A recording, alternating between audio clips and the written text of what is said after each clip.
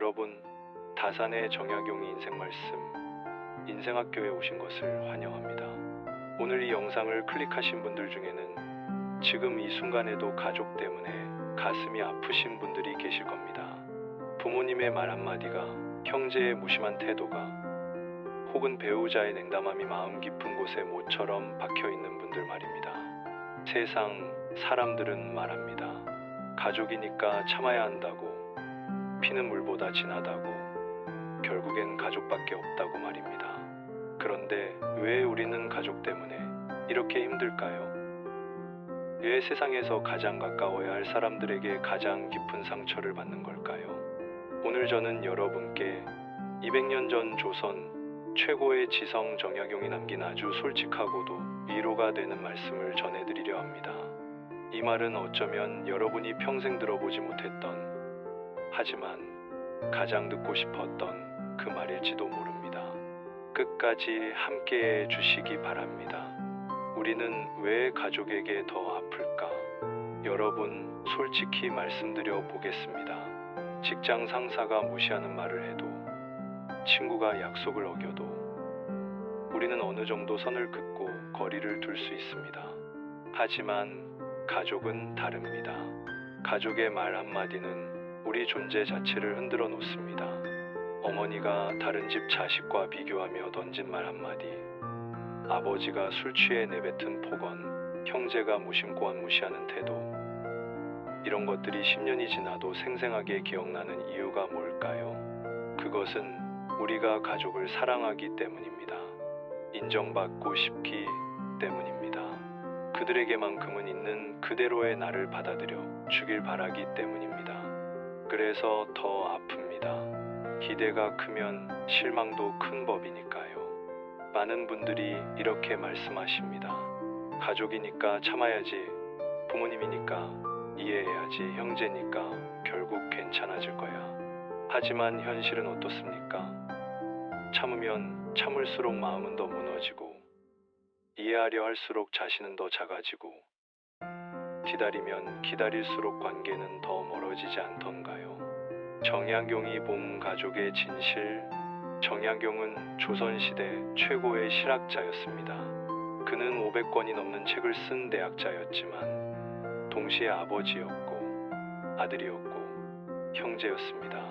18년간 유배 생활을 하며 가족과 떨어져 지내야 했던 사람이기도 했습니다. 그런 그가 가족에 대해 남긴 말이 있습니다. 가까운 사이라 하여 반드시 마음까지 가까운 것은 아니다. 이 말이 처음에는 냉정하게 들릴 수 있습니다. 하지만 자세히 들여다보면 이것은 우리에게 가장 필요한 현실적인 위로입니다. 정약용은 혈연과 마음의 거리를 명확히 구분했습니다.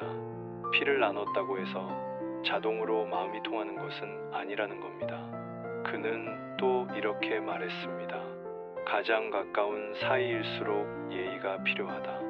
이 말의 의미를 아시겠습니까? 우리는 가족이기 때문에 함부로 대해도 된다고 배워왔습니다.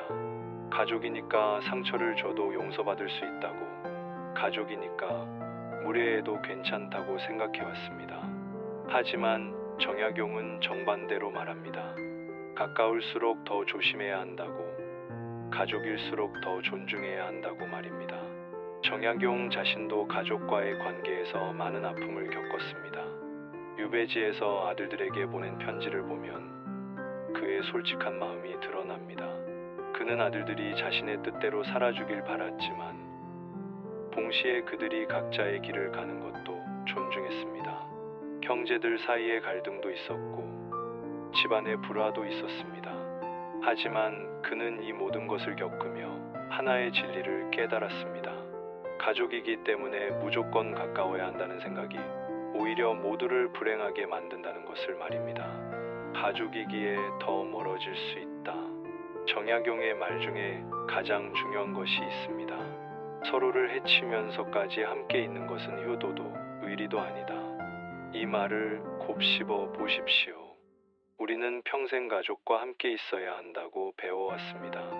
부모님을 모시는 것이 당연하고 형제끼리 자주 만나는 것이 좋은 것이고 가족이 뿔뿔이 흩어지는 것은 불효라고 배워왔습니다. 하지만 정약용은 다르게 봤습니다. 함께 있는 것이 서로를 망가뜨린다면, 같은 공간에 있는 것이 서로에게 상처만 준다면 차라리 거리를 두는 것이 더 나은 선택이라고 본 것입니다. 여러분 중에는 이런 분들이 계실 겁니다. 명절 때마다 집에 가는 것이 두렵고, 부모님 전화가 오면 가슴이 철렁 내려앉고, 가족 모임이 있으면 며칠 전부터 불안해지는 분들 말입니다. 그리고 이런 자신이 이상하다고, 나쁜 사람이라고 자책하는 분들도 계실 겁니다. 하지만 정약용은 말합니다. 그것은 당신이 잘못된 것이 아니라고, 그 관계가 건강하지 않다는 신호일 뿐이라고 말입니다. 마음이 망가진 상태로 관계를 억지로 유지하는 것, 그것이야말로 가장 불효스러운 일입니다. 왜냐하면 그것은 자신을 망가뜨리는 동시에 상대방도 편하지 않게 만들기 때문입니다. 진심, 어린 효도는 건강한 마음에서 나옵니다. 무너진 마음으로 하는 봉양은 결국 원망으로 바뀝니다. 거리를 둔다는 것의 의미, 많은 분들이 오해하시는 게 있습니다. 거리를 둔다는 것을 관계를 끊는다고 생각하시는 겁니다. 하지만 그게 아닙니다. 거리를 둔다는 것은 나를 지키면서도 관계를 유지하는 지혜로운 방법입니다. 정약용은 이렇게 말했습니다. 일정한 거리가 있어야 서로를 존중할 수 있다. 부모님과 따로 사는 것이 불효가 아닙니다. 형제와 자주 만나지 않는다고 의리가 없는 것이 아닙니다. 가족 모임에 빠진다고 나쁜 사람이 되는 것이 아닙니다. 오히려 서로를 해치지 않을 만큼의 거리를 유지하는 것, 각자의 삶을 존중하며 필요할 때 손을 내미는 것, 그것이 진정한 가족일 수 있습니다. 어떤 분들은 말씀하십니다. 부모님이 나이 드셨는데 어떻게 멀리 있을 수 있냐고, 형제가 힘들 때 어떻게 외면할 수 있냐고 말입니다. 하지만 생각해 보십시오. 당신이 무너지면 누가 그들을 도울 수 있습니까? 당신의 마음이 병들면 누구에게도 좋은 가족이 될 수 없습니다. 비행기의 안전 수칙을 기억하십니까? 산소 마스크가 떨어지면 자신이 먼저 착용하고 다른 사람을 도우라고 합니다. 가족 관계도 마찬가지입니다. 자신을 먼저 지켜야 다른 사람도 지킬 수 있습니다. 말하지 않아도 괜찮습니다. 또 하나 중요한 것이 있습니다. 정약용은 이렇게 말했습니다. 모든 것을 말할 필요는 없다. 우리는 가족끼리는 모든 것을 터놓고 얘기해야 한다고 배워왔습니다. 솔직해야 한다고, 숨기면 안 된다고 배워왔습니다. 하지만 현실은 어떻습니까? 가족에게 솔직하게 말했다가 더 큰 상처를 받은 경험 여러분도 있으시지 않습니까? 부모님께 내 마음을 얘기했다가 그게 약점이 되어 평생 들었던 경험, 형제에게 힘든 일을 털어놨다가 그것이 비교의 소재가 되었던 경험, 배우자에게 진심을 보였다가 그것이 나중에 무기가 되어 돌아왔던 경험 말입니다. 정약용은 말합니다. 말하지 않는 것도 하나의 지혜라고, 침묵도 때로는 사랑의 표현이라고 말입니다. 당신이 가족에게 모든 것을 말하지 않는다고 해서 거짓된 관계가 아닙니다. 당신이 속마음을 숨긴다고 해서 위선자가 아닙니다. 그것은 자신을 지키는 동시에 불필요한 갈등을 피하는 성숙한 태도입니다. 모든 생각을 다 표현할 필요는 없습니다.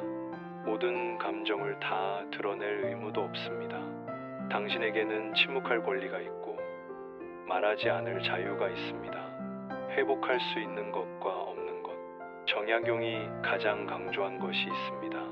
관계는 회복할 수 있지만 무너진 마음은 회복하는데 오랜 시간이 걸린다. 많은 분들이 가족 관계를 위해 자신을 희생합니다.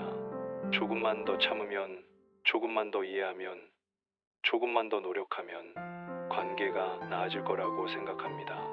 하지만 그 과정에서 정작 자신의 마음은 조금씩 무너지고 있다는 것을 모릅니다. 깨진 관계는 다시 이어질 수 있습니다. 시간이 지나면 서로 그리워할 수도 있고, 상황이 바뀌면 다시 가까워질 수도 있습니다. 하지만 한번 무너진 마음, 깊이 상처받은 영혼은 회복하는데 몇 년이 걸립니다. 어떤 경우에는 평생이 걸리기도 합니다. 그래서 정약용은 말합니다. 관계를 지키려다 자신을 잃지 말라고, 가족을 위한다는 명목으로 자신을 학대하지 말라고 말입니다. 당신이 건강해야 가족도 건강해집니다. 당신이 행복해야 가족에게도 행복을 줄 수 있습니다. 당신의 마음이 평온해야 가족과의 관계도 평온해집니다. 지금 당신이 할 수 있는 것. 그렇다면 지금 가족 때문에 힘든 당신은 무엇을 할 수 있을까요? 정약용의 가르침을 오늘날에 적용해 보겠습니다. 첫째, 거리를 두는 것을 허락하십시오. 매일 전화하지 않아도 괜찮습니다. 명절마다 가지 않아도 괜찮습니다. 자주 만나지 않아도 괜찮습니다. 당신에게 필요한 만큼의 거리를 유지하십시오. 그것이 불효가 아니라 자기 보호입니다. 둘째, 말하지 않을 권리를 사용하십시오. 모든 것을 설명할 필요가 없습니다. 당신의 선택을 변명할 필요도 없습니다. 가족이라고 해서 당신의 모든 것을 알 권리가 있는 것은 아닙니다. 당신의 삶은 당신의 것입니다. 셋째, 자책하지 마십시오. 가족 때문에 힘들다는 것이 당신을 나쁜 사람으로 만들지 않습니다. 부모님과 사이가 좋지 않다고 불효자가 아닙니다. 형제와 연락이 뜸하다고 나쁜 형제가 아닙니다. 당신은 이미 충분히 노력했습니다. 넷째, 시간을 주십시오. 관계는 하루아침에 회복되지 않습니다. 서둘러 관계를 개선하려 하지 마십시오. 지금은 당신의 마음을 회복하는 데 집중하십시오. 당신이 건강해지면 관계도 자연스럽게 나아질 것입니다. 다섯째, 선택하십시오. 모든 가족과 좋은 관계를 유지할 필요는 없습니다. 당신에게 상처를 주는 사람과는 최소한의 관계만 유지해도 됩니다. 당신을 존중하는 가족에게 더 많은 에너지를 쏟으십시오. 정약용이 우리에게 남긴 진짜 메시지, 정약용의 말을 종합하면 이렇습니다. 가족이라는 이름으로 자신을 희생하지 말라. 혈연이 당신의 행복보다 중요한 것은 아니다. 이것은 가족을 버리라는 말이 아닙니다. 가족을 사랑하되 자신도 사랑하라는 말입니다. 가족을 위하되 자신을 잃지 말라는 말입니다. 가족과 함께하되 자신의 경계를 지키라는 말입니다. 정약용은 200년 전 사람이지만 그의 통찰은 지금도 유효합니다. 아니, 어쩌면 핵가족이 일반화되고 개인의 권리가 강조되는 지금이야말로 그의 말이 더 필요한 시대일지도 모릅니다. 우리는 가족이기 때문에 참아야 한다고 배워왔습니다. 하지만 정약용은 말합니다.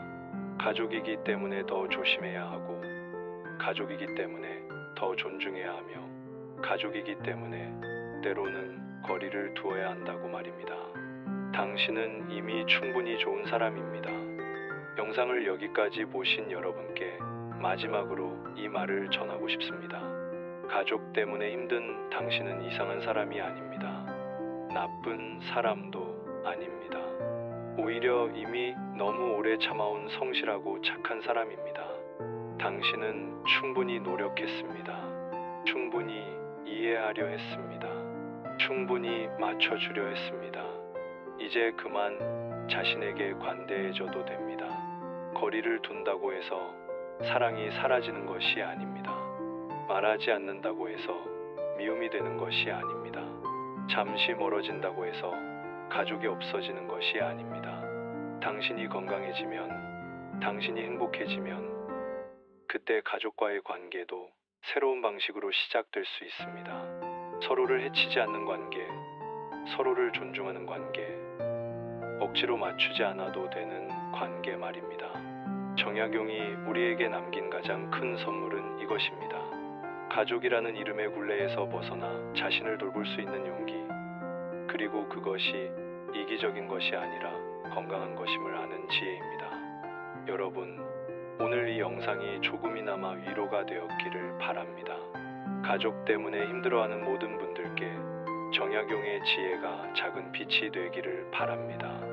이 채널 다산의 인생학교는 정약용의 가르침을 통해 현대를 살아가는 우리에게 실질적인 위로와 지혜를 전하고 있습니다. 오늘 영상이 도움이 되셨다면 구독 버튼을 꼭 눌러주세요. 여러분의 구독 하나하나가 이 채널이 더 많은 사람들에게 위로를 전하는 힘이 됩니다.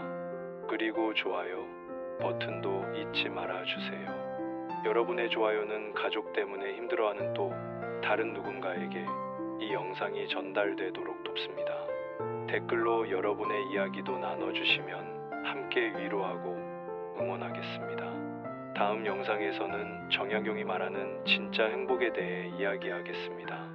세상이 말하는 성공이 아닌 내 마음이 원하는 진짜 행복을 찾는 방법에 대해 함께 나누겠습니다. 알림 설정도 해두시면 새로운 영상을 가장 먼저 만나보실 수 있습니다. 힘든 하루를 보내고 계신 모든 분들께 정약용의 지혜가 작은 위안이 되기를 바랍니다. 오늘도 수고 많으셨습니다. 당신은 충분히 잘하고 있습니다. 다음 영상에서 또 만나요.